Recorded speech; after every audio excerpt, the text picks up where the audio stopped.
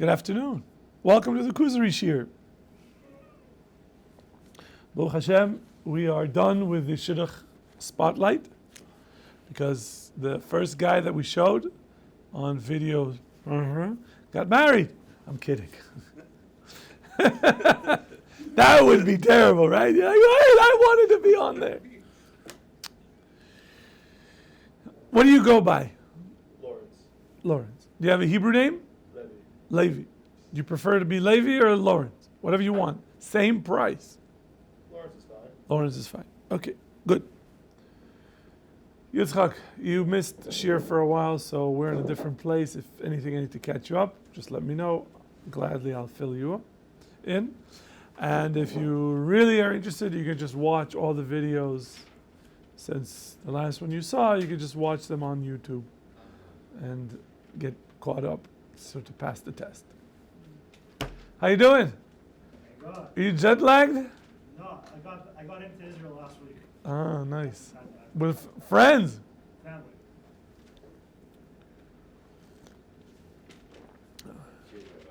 L'chaim, l'chaim. Tov. So the king, we are learning a book called the Kuzari. It was written in the 12th century. I think in the 12th century. I have it on my notes. By a rabbi called Yehuda Levi, who wrote a book in Arabic. And since none of you know Arabic, I'm not using the Arabic. I could. I spent a lot of time learning Arabic. It was my first book, actually, that I learned at NYU. When I came to NYU, my professor said, a new translation of the Kuzari is coming out. Could you evaluate it? And so we read the Arabic, and then he gave me to see the translation, and we went back and forth. And so that was my first year at NYU. I was doing the Kuzari. It was a lot of fun. And it's a book that presents Judaism in a systematic manner. It starts as there's a little story that creates a framework for the book. The story is there's a king of the Kuzars, and he has this dream. The dream is that an angel appears to him and tells him that your intentions are good, but your actions are not. That God wants your intentions, but doesn't want your actions. And that starts a quest by this king to find out, what does God really want from me? Yes, sir. Is the story actually real, or is it? No. No. What is true is there were people called the Kuzars, and it is true that they converted to Judaism. When did they leave? I'm sorry? When did they leave? When did they live? Where? In the area called the Kuzar, by the Caucasus over there somewhere. It's like northern Georgia? I don't know exactly where today. But there's something called, I don't know if you've heard, something called Google. And you can just look it up rather than bust me on the camera. Right, Hoodie? Yeah. There is no pleasure in Google. No, you missed his point, you see. But that he's going to have to pay in Olam Haba. That's all right. I'm not going to forgive that one. So this king invites a philosopher to listen to what his understanding of the relationship between God and the universe. And then he invites a Christian and a Muslim, and then he invites a rabbi, a Jew. And at some point towards the 2/3 of the first book, he decides that Judaism is the true religion, becomes Jewish, and then now we are beginning an investigation of different topics in Judaism, more in depth. And we are on the second part. So if you're interested to see what happened prior, on YouTube, you can just look up Rabbi Guy Matlon Kuzari, get the new one. There's an old one from 8 years ago. You can compare to, and then you can catch up on what you were missing. I know, you're not going to do that. I got it. It's okay. Try to keep you as bored as I can. So the question the king posed to the rabbi in our section is about the concept of sacrifices. And if you remember, there was a particular pasuk in the book of Bamidbar that described providing offerings to my fires. That's what the pasuk said, right? It was the book of Bamidbar, chapter 28, verse 2, if I'm not mistaken. Okay? And this is what we're talking about. And so the answer was very broad. We got into a lot of detail last time on Thursday. But he gave a mashal, a parable, that he says that we have in the body something called a neshama, a soul, that the soul's purpose is to control the body. And when the soul controls the body, it brings the body to perfection, towards perfection. The perfection means control of emotions, control of thoughts, speech, and actions. And there's a way of looking at the entire Torah is essentially leading us to that every mitzvah, in a way, is trying to encourage us to get control over this machine that is called the body. The worst thing that could happen is that the body takes over the neshama, takes over the powers of your intellect and uses the intellect to serve the body. And so that is the worst thing that could happen to you, because it would lead you to spin out of control. Okay?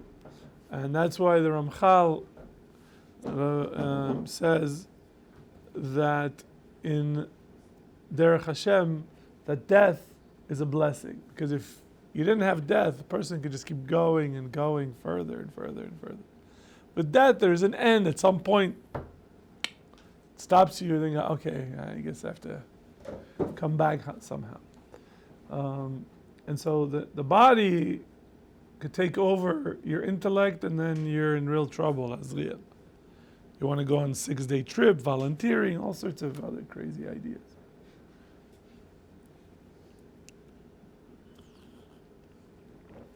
No mushroom policy, Griffin.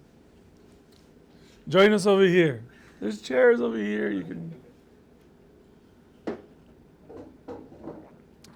Eitan, you want to you want to go around? He's okay. He's found a place.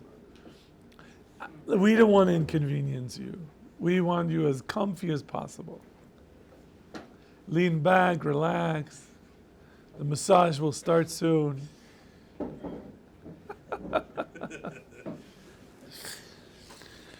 Okay, so that's the parable. And so he says all of the aspects that is called in Hebrew avodah, labor, what we do, the service to Hashem, which is the sacrifices, right? Bringing the animals, making sure the animals are pure, slaughtering them, offering the incense, the Levies are singing, the meat and the libations, all of those things have to be done with utmost holy purity. And that's why it's called Avodas Hashem, service to God. It's called Lechem Hashem. But not because God is eating the meat. Not because God needs offerings to be made for him. No, that is simply to show that God is content, satisfied with the order of the Jewish people, its priests, and accepts their gifts and thereby reside among them. That's the goal. That is, if we have an ordered society where we follow the Torah's teachings and we live our life in pursuit of holiness, then the reciprocation that we see is God's presence in Beis Hamikdash. In philosophy, the pursuit is truth. That's what each philosopher is hoping to reach.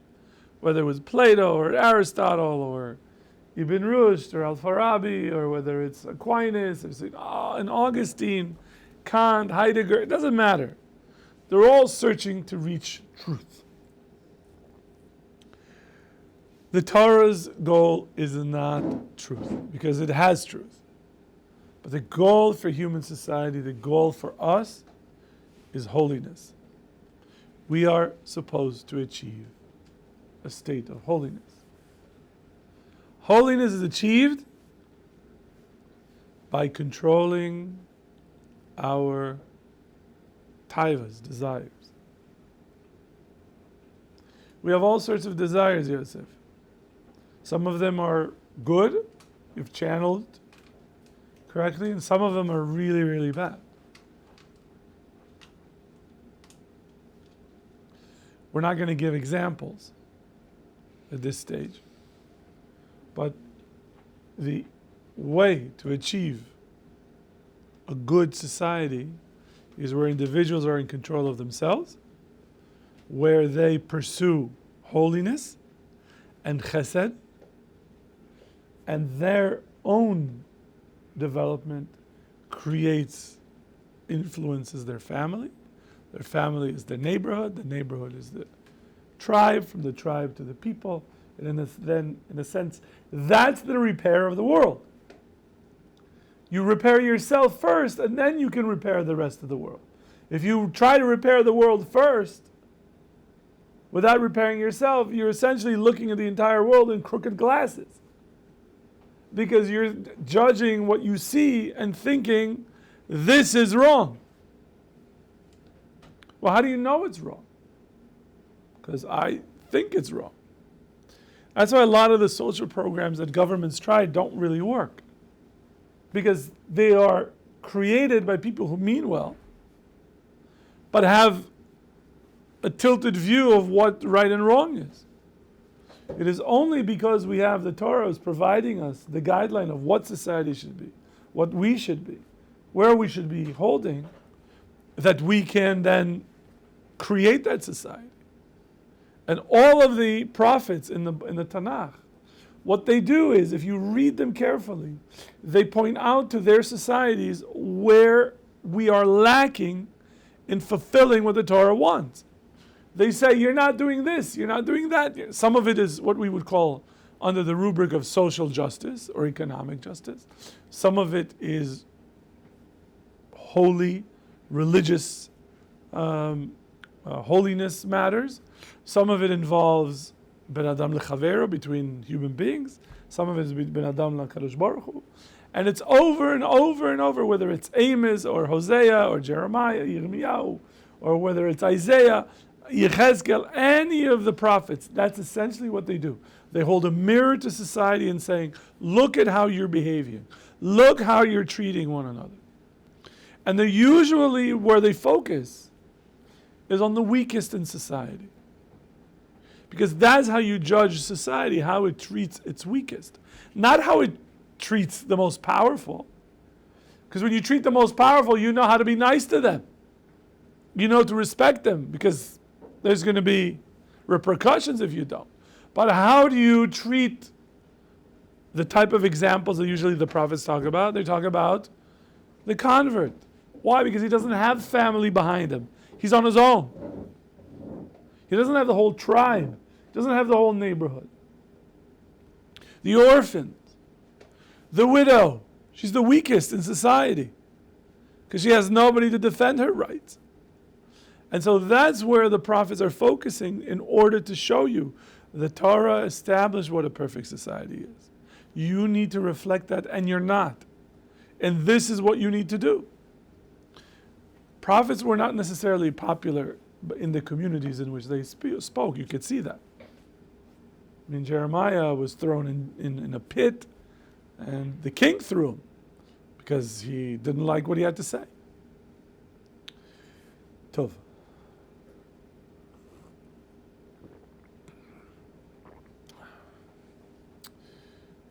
Lawrence, we have an issue. Azriel is raising his hand to ask a question. Now, Azriel wants me to answer his question after he publicly told me in front of all of these people that he enjoys making me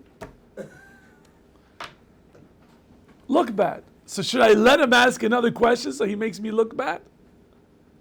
Yes? Oh, now you gotta... Okay, what? Question is, you said that the sacrifices Oh, blame me for this. were meant to show that God connects with Jewish people. He accepts their offering, like that they have connection. He says the whole purpose of saying Avodas Hashem, Lechem Elokecha, right? Those are the things in the psukim, are borrowed terms to show that God's ratzon was fulfilled because there's good order among the nation and its priests, and he's receiving kivyachol, right? As he's receiving the gifts that we provide him, and then reciprocates by residing among them in Beis Hamikdash. That's what I said. So the question, when in the period of Nah, when Miko's idol worshiping was taking place, they said that the smoke of Miko's sacrifices were mixed with the smoke from real sacrifices. The question is, like, didn't Jewish people, like, did God reside at that time in the ark when, like, there was idol worshiping in the land? Like, because the nation was definitely not righteous, as was pointed out by the events. No, but I want to stop you. You have to remember that Rabbi Yehuda Halevi is talking about the pasuk in Bamidbar. He was asked about what does this pasuk mean, and he's explaining what the pasuk means. What you're talking about is a period that's later, when they're already in Eretz Yisrael, right? And now you're saying, but if so, why is there X, Y, and Z when the Jewish people are not following this? He's not talking about that at this stage. That's not what Rabbi Yehuda Halevi is saying. So if you want to ask just a general question, general questions are permitted only after 347. During the Amidah. During the Amidah prayer, yeah. No, we can talk about that later, privately. I'll be happy to. And so,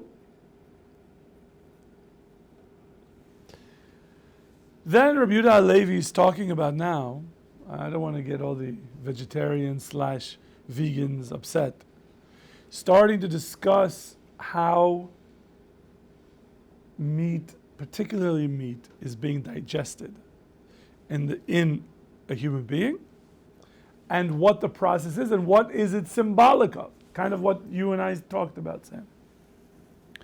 And so he says, the way that we digest food, break it down, that if the digestive system worked well, right, then when it goes through your system, it provides you what we call a life force. It gives your body, today I think we call it energy, I don't know what, I'm not a big... nutrients, good. All this wonderful stuff. But it gives you the ability to live. To live. And those nutrients repair the heart and your brain and your spirit, and it's going to fix other parts of your body, your blood and your blood vessels and your nerves. That's all of this. I'm just reading what he's saying. And so when we consume meat, Sam, it's the best form of food, you told me.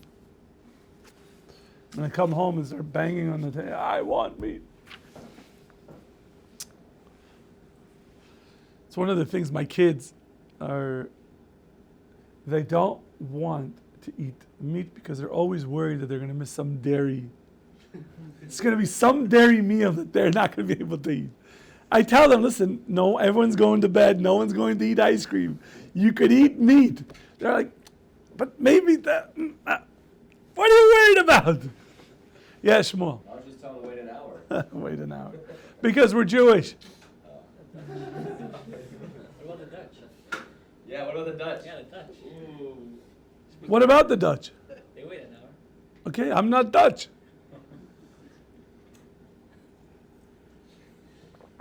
That's it, Shmuel. That's it.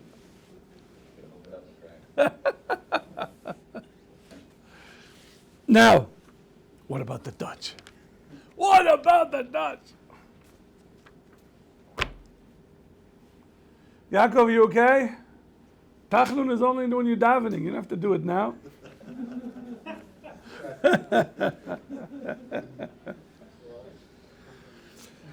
Dov. So he says, the general concept of consuming food, and particularly remember what was offered in Beis HaMikdash. There are two types of groupings. One is animals, and in the animals categories you had the kosher animals of sheep and goats and cows and oxen. And in fowl you had doves, and that was it. And then you had from the world of vegetation, you had two major offerings. One is flour. You had three, sorry. Flour, oil, and wine. That's it. So, you couldn't bring whatever you wanted. You could not bring whatever, like let's say you have a nice venison, right? You bring this elk. You guys, you know what elk are? Those are big, big deer. They have them in Nebraska, sometimes in South Dakota, and elk. These things are huge. You brought an elk to the Beis HaMikdash. There's nothing they could do with it. You can say, I'm giving it to the Kohanim. They're like, okay. So they'll sell it, take the money, donate it to the Beis HaMikdash, and then buy, let's say a bull or something. So he says the entire goof, the entire body is going to receive these nutrients, and when the body now has the proper nutrients, it can receive the intellect. That is, if your body is not prepared, then the intellect won't work. Think about it. If you're tired, if you're sick, if you're not physically well, right? If you can't breathe, then you can't think straight. And he says, then you see that the seichel, the intellect, can then lead and take care of the body as long as the body has what it needs.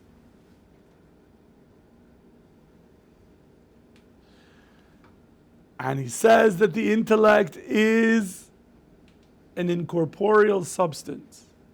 Those of you who study medieval philosophy feel good about it, they know what it is. But for those of you who don't, what? Did you raise your hand? Incorporeal means? Anybody? Bueller? Yes? Without body. Without body, that's right. Only a guy from Texas would know. Do you know why? Because there's a city called Corpus Christi, right? The body of the Messiah. It's the Latin for body, right? Incorporeal means not or in a body. And substance is a way to describe that which exists, like a being. You mentioned being once. I remember I have nightmares about that still. So, and he says something here that's going to blow us away. Sam, listen to what he writes. And he says this rational ability is an incorporeal substance that is close to the madrega, to the level of the essence of angels. your neshama and your ability to think is at the madrega close to the level of the essence of etzem malachim, of angels.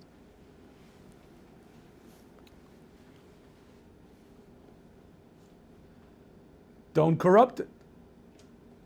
Don't let the body grab that and use it to get girls.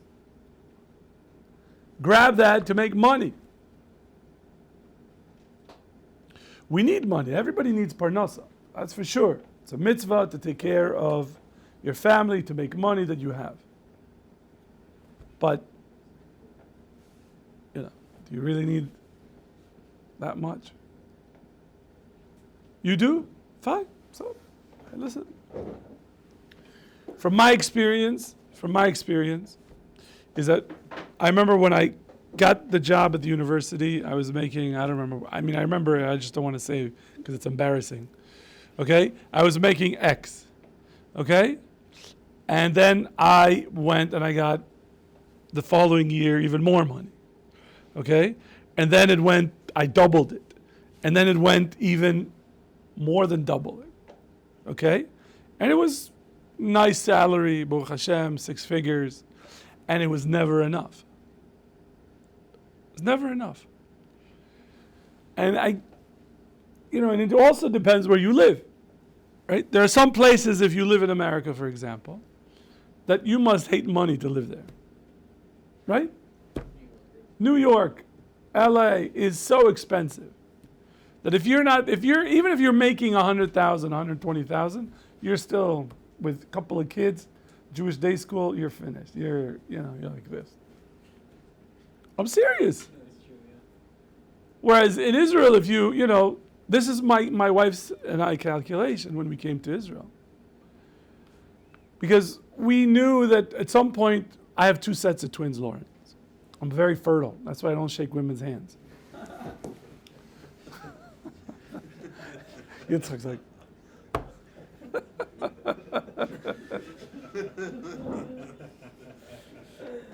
Shmuel will draw pictures later. You like Texas, Rabbi. You like Texas. I like Texas. So we knew that at some point we would need to leave, either to go to a different community in America, or come to Israel, because their kids, we wanted to put them in a school that is to have a Jewish day school that has more opportunities. And we had this conversation of, okay, so if we go anywhere in America, one of us is probably going to find a job, the other one is going to struggle for a while until they, work out. Housing is going to be expensive, more expensive than Omaha, Nebraska. Insurance is going to be expensive. And healthcare. And school is going to be expensive. And if we came to Israel, housing is going to be expensive. Yeah, it is. It's expensive here. One of us is going to find a job, and the other one's going to have to struggle. But healthcare is going to be affordable. And school is going to be very affordable. And so we said, let's try Israel. So my wife got a job, and I had to struggle. I'm still struggling. I'm here. But at least, housing was tough, but Baruch Hashem, it worked out. And then, healthcare it is what it is. And our kids, once they were in schools, that it was reasonable, we could afford it. Yeshivas are a little bit more expensive, but they're still not the prices that people charge in America. So, yeah, Alan, you wanted to say something. Can you explain what essence of angels is? Essence of angels are. Not really. Not really. Because when you talk about madregas, you're talking about there are certain levels, right, of existence. The lowest form of existence is what? Animals. No. We have rocks, minerals, right? What? What did he say? Ayib, haram alek.